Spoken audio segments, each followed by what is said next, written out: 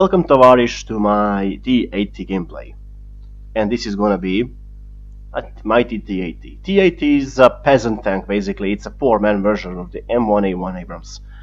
During 70s this tank was actually good and decent, but as time shows up and as the age goes by, this thing is almost, the stock of the T80 tanks at the moment are mostly modified, and this thing, if not modified, is sold to actually the most helpless man or the most desperate person on earth.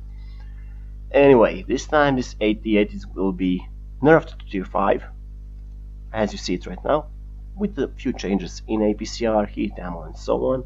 And today we're going to be playing a bit of PvE. But I had a first game when I was recording on my own language, a very good game, 99 credits, 99k credits earned, and so on, 6k profit times 2. And I lost second game when I tried to record in English. And let me tell you this way: if you thought that you don't have any toxic players, actually very bad players in the PvE, you are wrong, because we had anything but a good game. Let me show you.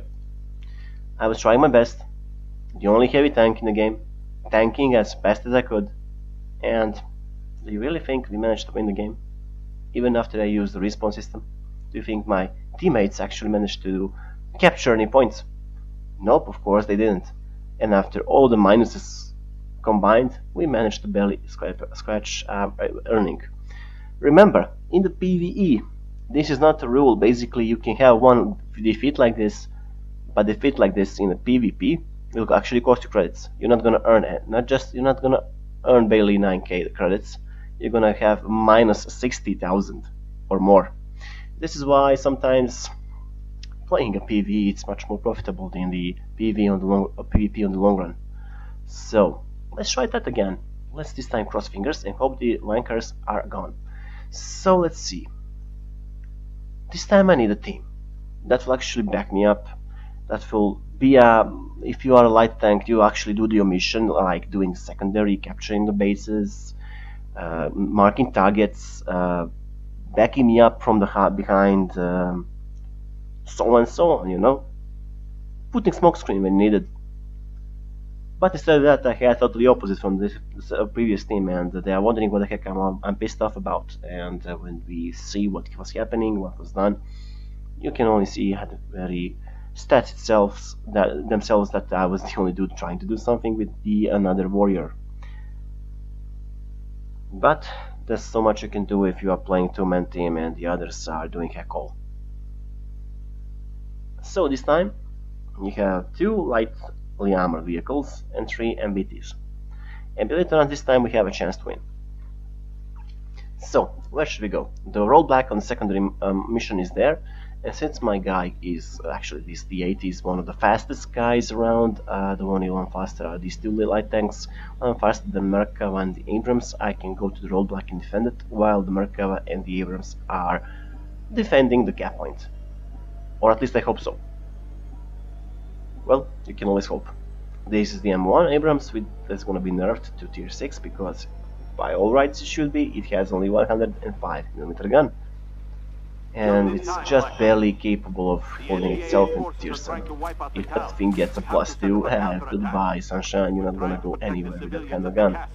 So we are gonna be lucky that T80 will be nerfed to tier 5 and this guy will be nerfed to tier... what the fuck? He's okay. Well, just great. As you can see by the nails over here. He's having connection issues. So this thing will be tier 5, the Abrams will be tier 6, and that will compensate each other. This thing will actually be the same as the... whoa, what the fuck happened? I was destroyed tanks at the roadblock. And the tanks that were supposed to be on the roadblock were going for our base. Well, no one gave me the message. Now run back. Now this is a good thing about the 80, and it's gonna keep it in, I think, mostly in tier 5. It's gonna be a very mobile heavy tank.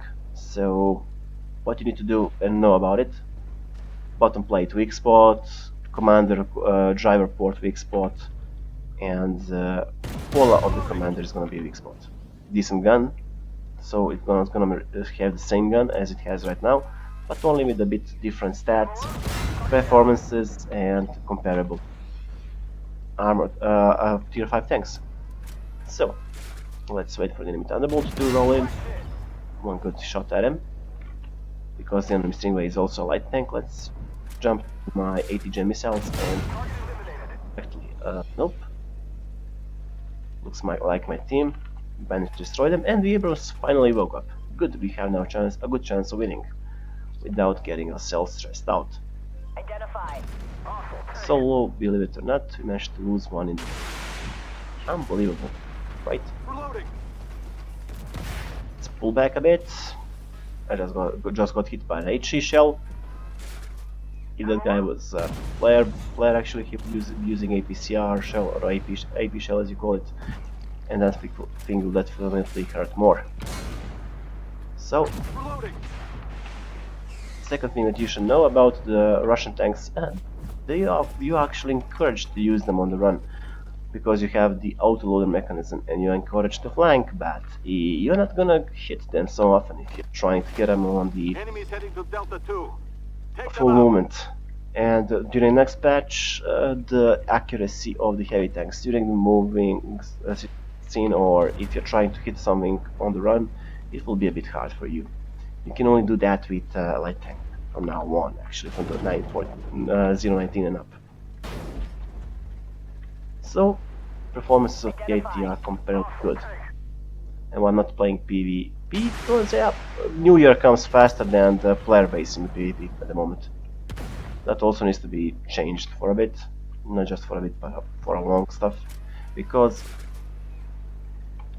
the situation you're gonna place your skill is actually PvP, not against PvP. This is we are playing against clay pigeons, and I think that R8 is being driven by a World of Warcraft bot, actually one of the creeps themselves. Maybe if that was a lieutenant, it would be driven by an Arthas bot, but instead of that, we also have at best the so-called salvaged R80, which is a good tank, but as you saw it, if that thing was in the hands of a decent PvP player or even average PvP player, it will be definitely different outcome than this. So, Thunderbolt aiming maybe at me, but nope, not chance.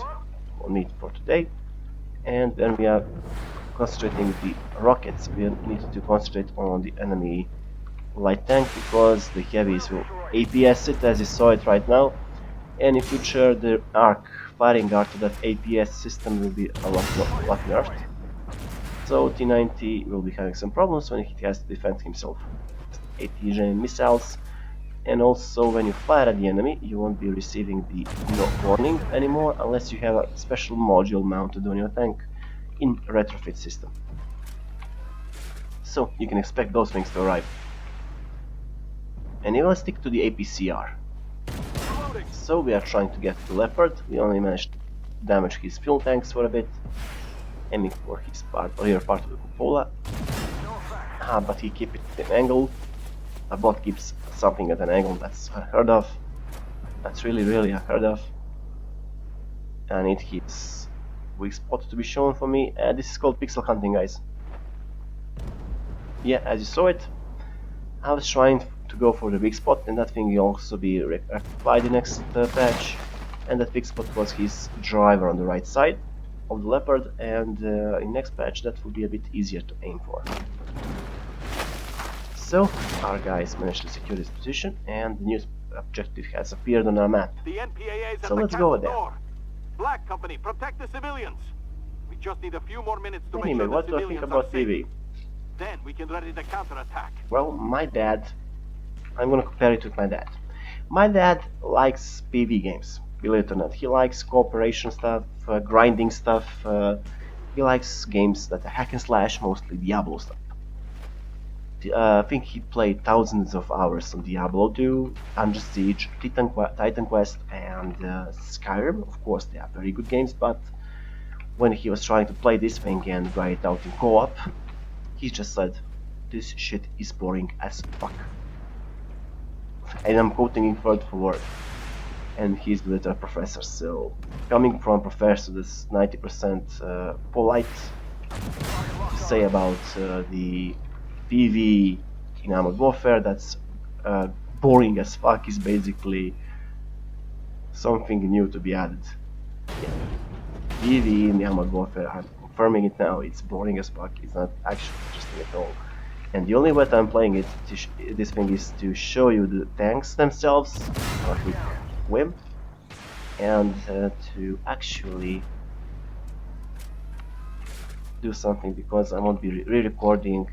If I had the gameplay of the old when I was reviewing my T80, I would be leaving it, but because it was a review of the T80, I decided to delete it because it would be misleading after 9.0.19. It's simple as that. Very simple as that. People will see my video maybe, come into the game and think I'm full of shit because they saw a T80 that was tier 7. And let's face it, a lot of people are not even trying to read the stuff that's in the description. So, for today we managed to play a bit of games with the T80. And this time it wasn't PvE, so it's a piece easy game. Well, you always have 1 in 10 that's turning upside down. And you have your eyes rolling all over the place, meaning what the fuck just happened. So, 67, this time we earned a bit less, 67k, 2k experience without times 2, let's see, without times 2, 39,000, 2,000 experience, and 39, yeah. Considering that we were almost the worst in our team, this is a very good earning. And if you try to do similar stuff, you'll be happy if you even punch up to 12k in the PvP battle, if you are on the bottom of your team list, as I am at the moment with my experience points, and almost at the bottom of the team list with my damage points.